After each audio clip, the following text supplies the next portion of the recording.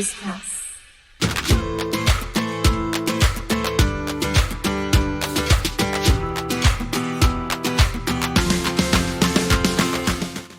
Hello, and thank you for having me here, guys. Today is March 24th of 2022. I'm Tasha Garcia, here interviewing author Elvis Newman on his new wonderful book, Descriptive Technologies of the Superpower Extraordinaire, U.S.A. is still number one. Elvis has an incredible book.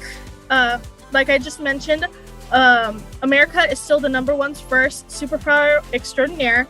And Elvis has an incredible topic to talk about. I'm grateful and honored to be here.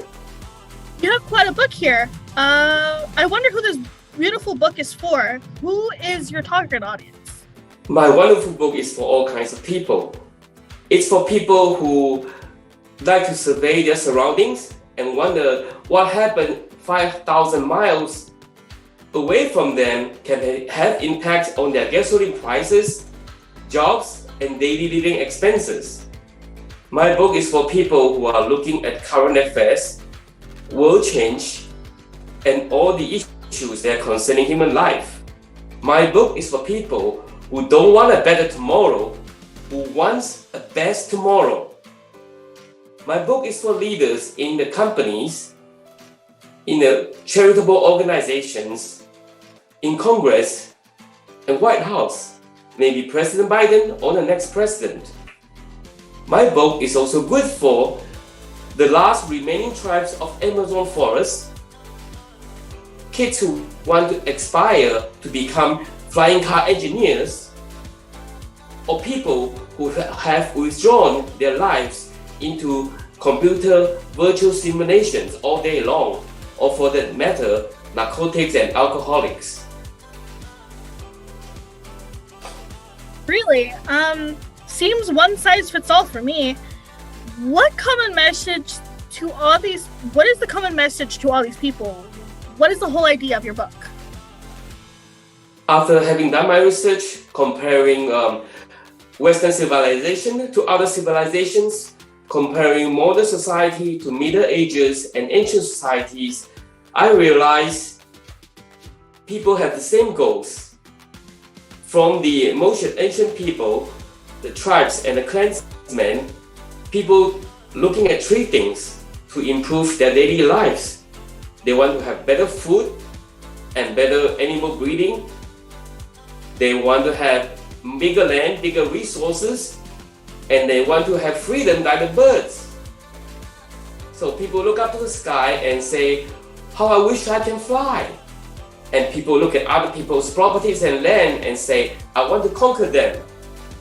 And people constantly improving the crops, the yields, maybe oats, barley, and rice, so that they can feed more people and have better livestock. They can create more meat and milk. They want to have the ultimate weapon so that they can destroy the enemy and make the enemy succumb. So all these are the same situations facing all peoples across the world from history to now. And America has done the best in all these three fields. Regarding flight, America has invented the airplane by Wright brothers, and America has invented the ultimate weapon, which is the atomic bomb. And also, Americans have the genomic project, which is genetic engineering, to help bring out modifications in crops and animal stocks to bring out more food and better quality meat. We have become a superpower. America has become a superpower, and then a superpower extraordinaire that nobody has so far surpassed, because America is able to put three of these most significant contributions for humanity. And maybe we're looking to one more big project that will encompass all these three areas, called the New Manhattan Project. I want to ask, how important is flight? How is flight dynamics stretching our living sphere? And how do we move our living space from the second dimension to the third dimension? You see, since ancient times, people are land crawlers. they cannot move into the sky. They cannot soar the skies like the birds. They look at the birds and the eagles and sigh, oh, how I wish I have wings. I can soar, I can have freedom. They always despair at doing that. And people have tried to invent flight machines. They have tried to put wings on their body and try to fly, but they never get successful. And only in 1903, when the Wright brothers put up the flight testing and created the first aeroplanes, then we become space and space dwellers. We have skyscrapers that stretch up to the stratosphere. For those people, they are living in cloud 9. And we have many activities on the rooftop, bars, drinking on the rooftop. We now change a lot of activities beyond and above the ground. So we have largely extended our living sphere into high ups, into height. From the miserable land-dwelling animals, we have become sort of like birds dwelling in the third dimension, and we have stretched our living from the second dimension to the third dimension. Well, I know you also mentioned about the ultimate weapon in your book, but what is the ultimate weapon and what does it do? See, when you try to conquer other people, just like in history, they're all done. Age of the empires or, conquerors, they all think about a dream weapon that can burn and shine like 1,000 suns. They want to have the power of 1,000 suns, burning power to burn the enemies to hell, and with the bright light to dazzle them to blindness. They never have achieved the dream weapon until America did it in 1945 when we dropped 2 atomic bombs in Japan. Now, with the advent of the atomic weapon, everything has changed. International diplomacy and geopolitics has changed forever because now we have a MAD system, MAD, mutually assured destruction. Because of that, all the nuclear powers are deterring each other from destroying one another, and as a result, most of the national boundaries and territories are fixed. After World War II, there's not another world war and not much regional conflict, except for small minor regional wars, and small countries maybe change their border a bit, but the majority of the countries on earth are having peaceful life. So that's a result caused by the ultimate weapon, and it does a deep impact in international diplomacy and geopolitics. So, as you mentioned, people had been modifying crops, domesticating animals since ancient times, and your book, you equate that mastering one's own destiny and playing God? Well, people manipulated crops and animals so that they can have more food and better quality meat. We have domesticated cats and dogs. The more loyal varieties of cats and dogs have become man's best friends. And actually, dogs are domesticated wolves. Can you imagine that? We have produced better and better beef and milk from the better varieties of cows we raised. We are constantly improving our crops, wheat, barley, rice, and for that matter, any others, to give more yield and to have animals give us better meat and milk. We are always improving, always improving. And this is a natural process. But now, we have genetic engineering, and in 2003, the Human Genome Project was completed. We have lots of progress in cloning, genetic engineering, and synthetic biology. We can now give any desired trait we want to the crops and animals. We are no more restrained by Mother Nature. And now, if you, let's say your pet Dolly is dead, all you have to do is not crying, but rather call 1-800-CLONE-IT. They can help you clone your animal, so you don't have to cry so miserably, over your dead pet. But that aside, we have come a long way. We were given by Mother Nature, and within the constraints of Mother Nature, we are only able to try and error and have better varieties of crops and animals. But now, we are able to manipulate the system we are given in. We are able to manipulate Mother Nature and give and take what we want, the desired traits we desire and fancy. And we are totally changing the whole system with genetic engineering. And that's more than mastering our own destiny. For people before genetic engineering and the advance of the genomic project, they are called trying to master their own destiny. But after the genetic project, human genome sequence in 2003, we are called playing God. Wow, I didn't realize that we came so far. Science has definitely vastly improved people's lives. Would you agree that all the major American breakthroughs in science have brought prosperity to modern societies and settling the humans free from the chains of their daily misery? Oh, of course, that has helped improve to elevate people's lives a lot. Now, all these things are still mind-blowing to the common people. And our ancestors and people before us, they don't even have the audacity to dream about these improvements. We share the knowledge of flight dynamics to anyone. We use the ultimate weapon to help defend world peace, to attack the attacker. And as a result of sharing the genomic knowledge, the world's biological sciences had improved vastly, with many new fields in biosciences, medicine, physiology, and the whole world has been on the better and improving much faster. What happens is, because of these three breakthroughs in sciences, they bring about new business methods, new way of doing business, and new way of doing business bring about a new type of economy, and which brings new type of social changes.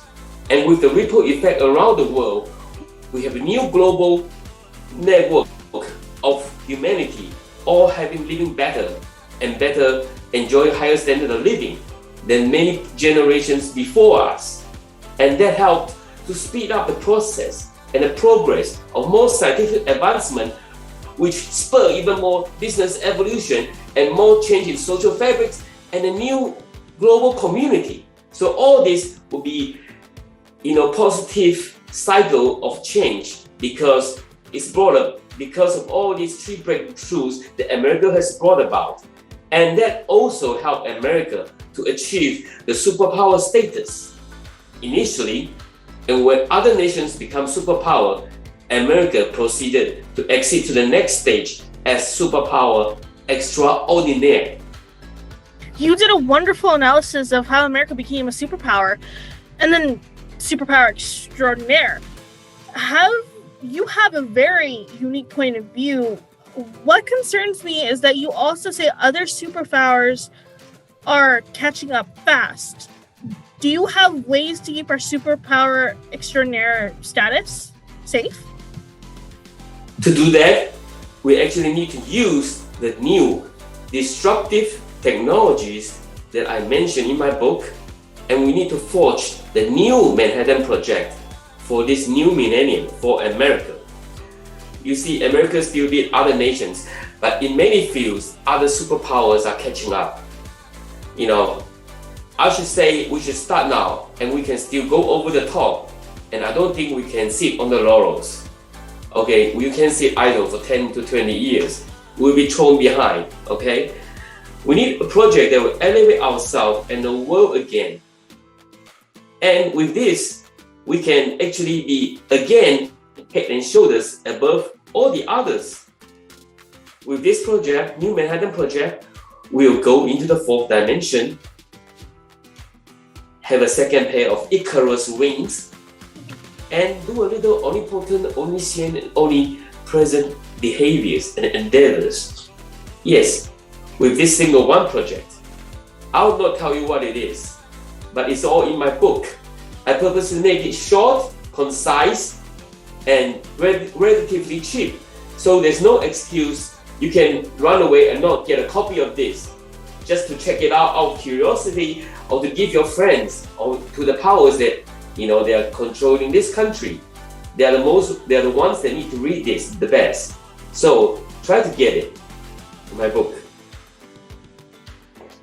Well, I'm dying to get this book. It's futuristic, mega trend analyzer, speaker, author Elvis Newman has this new book. People, run, don't walk to get it. Have a copy before this interview is finished. America is world's #1. You can get it on Amazon, Barnes & Noble. Maybe one of the senior administration officials can gift it to President Biden as a copy. I think it's relevant, and I think it's brilliant. Washington, D.C. has thousands of think tanks. They have thousands and thousands of proposals to make America strong. Many scientist projects are in the process of application to federal loans. They also will help America make many breakthroughs. All day long, all media TV channels have programs that talk about revitalizing and make America strong. Yes, we have so many suggestions. My suggestion, don't go against them. In fact, my proposal would tie them up all together into one big grand project that can help America and the world. Right now, outside America, the world is hectic, chaotic, and full of bad surprises. Inside America, we are divided as never before. We need this to help us elevate ourselves and the whole world out of misery and unpredicted bad consequences. With this disruptive technology that I mentioned in the New Manhattan Project, we will definitely excel in the fields of technology, military, economy, and many other fields. Wow, looks like that's what we need exactly. Is that why you timed this message in your book? Yeah, timing is everything. I don't know if you heard about the space race. Maybe you're too young, but in the 1960s, we had a space race. Today, the time is right for the time race. It's the right timing. Atomic bomb, Human Genome Project, and ultimate weapon were all once considered impossibilities by people, ancient times. And then they become maybe feasible theoretically, and then financially it's not possible to do that. And then finally, there's no human brain to do that. But eventually, all these projects come true. Usually, all the revolutionary ideas that are so good and so creative, they were first met with ridicule. People say that's crazy idea, and they will try to laugh at it, and then they don't believe that's even possible. And then people start to understand the ideas, and then they start to show a little acceptance. They will say maybe you can do that out of 1,000 tries or 1,000,000 tries, maybe you can succeed finally. And then when the idea get a momentum, some people willing to put some money and efforts into it, and then it starts to show signs of promise. And these people who have ridicule and at first would now try to claim the credits as their own. They will say, look, I've always said this is possible. I was such a revolutionary guy. It's all my thinking. See, it's my brilliant thinking. Now they take all the credits for themselves. But that's okay. Usually good scientific breakthroughs and ideas went through these 4 phases. So right now, this is something we might face, but we can come true. And right now, we have the scientific knowledge of quantum entanglement, superluminous speeds, neutron star cylinders, Einstein, Rosenberg Bridge, and wormholes in space, we are standing at the threshold of a new world and scientific possibility that never before existed in the history of mankind. It's really a new world of possibilities. When you open the door, it's never faced by any of our ancestors, not the similar situation, never before the same. As Victor Hugo puts it, more powerful than the march of mighty armies is an idea whose time has come. What is the relevance of this to all the listeners and everyone? Everyone can benefit from a better tomorrow. In fact, everyone can benefit from a best tomorrow. We always say a better tomorrow. Oh no, that's not good enough. We need a best tomorrow. If we examine what's behind the breakthroughs that America brought to the world, flight dynamics, genetic engineering, and atomic bomb, we realize the American spirit of relentlessness in pursuing the truth, the passion for life and everything great, and the ingenuity, the creativity of Americans and other traits are behind the success of these three most monumental achievements in modern history, and for that matter, all of human history. So we need to bring this spirit, and that should be shared by the world. We need to use this and create a new global renaissance, powered by new breakthroughs brought about by the new Manhattan Project. See, people not necessarily like Americans. They say we may pride ourselves on democracy, powerful army, or Western institutions, but people not necessarily love us for that. I always hear when I walk down the streets of New York, the tourists who complain, the nasty and rude New Yorkers, and have in UN and other formal corporate meetings, and when you have these international delegates, they always complain, the arrogant Americans. So, American image is not necessarily great. They either hate us, envy us, or whatever. I don't care. But all these essential American spirits that brought about these great changes are what we need to spread to the world. So on the whole, the human civilization will have positive energy, and we can interlink to create a very creative global community. And that will also help propel us into a new global renaissance with all these new projects I'm proposing, the disruptive technologies of the superpower extraordinaire. People who live in a world of computer simulations because they are resigned to the reality will now come out in hiding. So the same for alcoholics or narcotics. And people, the lost tribes of Amazon forest, they can partake in this global awakening and make themselves more than men. And people who have their living standards reduced to only buy 99-cent goods for their daily necessities and to try for 99-cent foods for their everyday living, they can now hope to have a better life.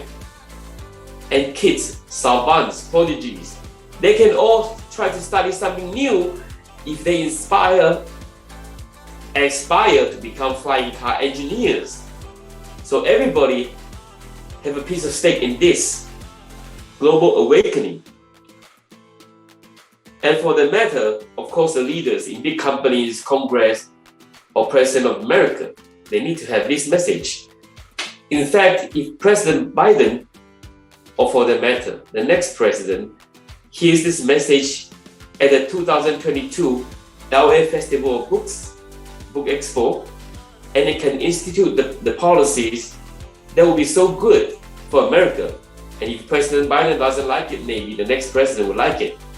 Well, this is to just not to make America great only, is to make America the greatest ever. And whichever president will adopt the policy, he will become the greatest president ever. That's amazing. How do you say, or what do you say to people who still think that everything is just a dollar book fantasy? I would say you should go to the museum and look at the old paintings left by people from Renaissance, Middle Ages, or even older. If you look at those paintings, you can find out about the fruits they had and the crops they had. So let's do a comparison. Let's say you can visit people in the Renaissance area and you bring some of these modern fruits and show them and compare with what they have. You bring with you watermelon, banana, and carrots and see some of the Renaissance people. And then they will say, for a Renaissance person A, he will complain about your watermelon being too good for them because their watermelon has a white placenta in the center and the fruity part is only tiny patches of pink. But yours watermelon has a whole piece of red meat, succulent red meat. But he would be suspicious of what you had. He wouldn't call it a watermelon. Okay, he would insist you give it a new name. As for the banana, they would like the banana because it's so much smoother and no seeds.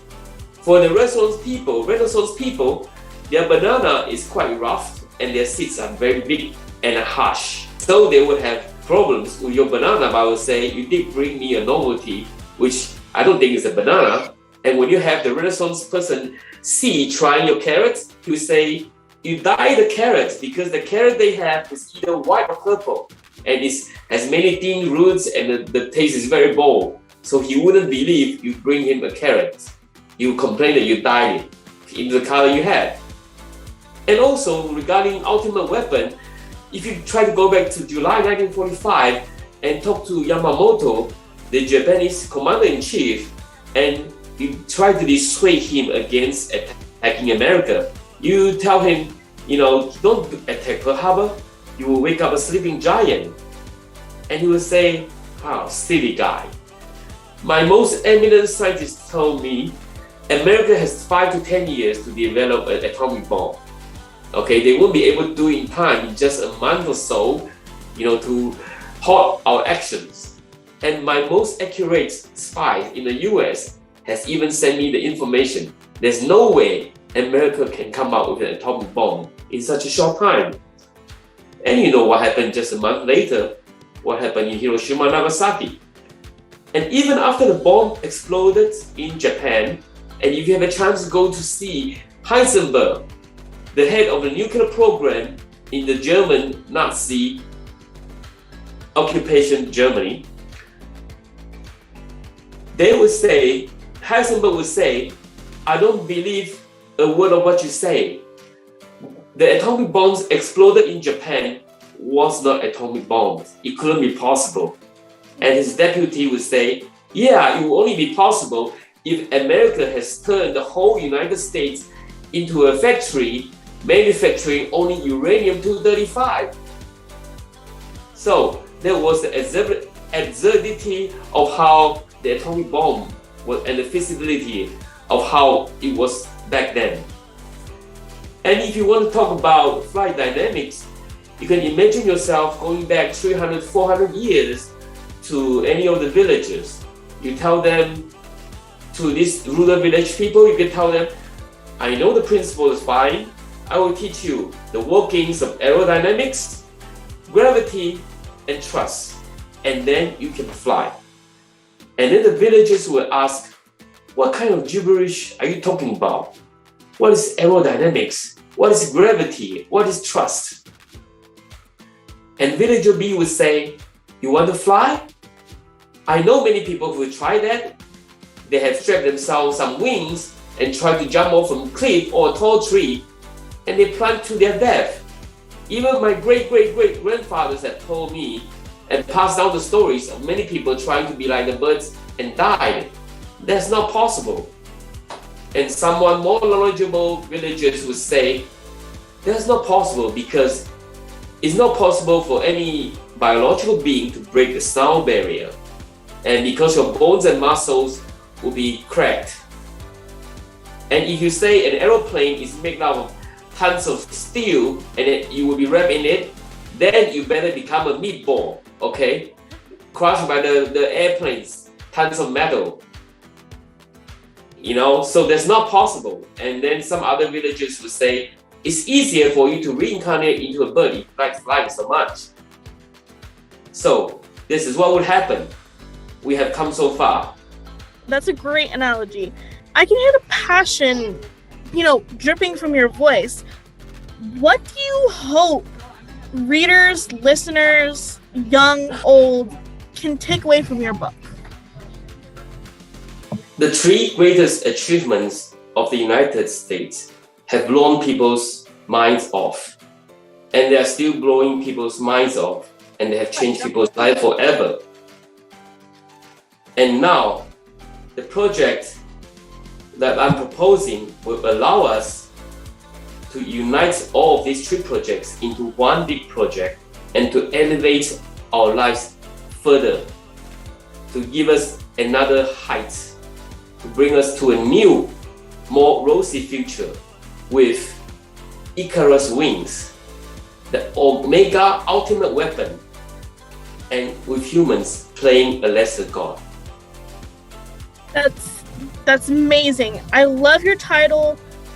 Why don't we start a hashtag? Hashtag it now. I think it's brilliant. Hashtag America is still number one. Hashtag America is still, the superpower extraordinaire. We each do our part and become what we become as a whole great force for change. Again, I urge you to take it up. It will blow your mind. It will make you think, and it will bring a better tomorrow. Again, run, don't walk. You can get a copy of his book from Amazon, Barnes & Noble. That's awesome. I love it. So pick up the book. Gift it to anyone. Gift it to President Biden. Gift it to anyone and everyone who needs it. I think, therefore I am. You read, therefore you are.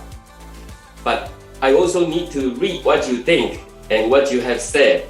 It's an interactive intellectual discourse. It's a both way, it's a mutual street. It's a both way, two-way street. So I think that's the basis for intellectual discourse and discussion. And that will benefit all humanity, not just us. Well, I think this is the best place to end this. Thank you, Elvis, for coming to this interview. Don't be a stranger. We would love to have you back on. You are absolutely amazing and fascinating.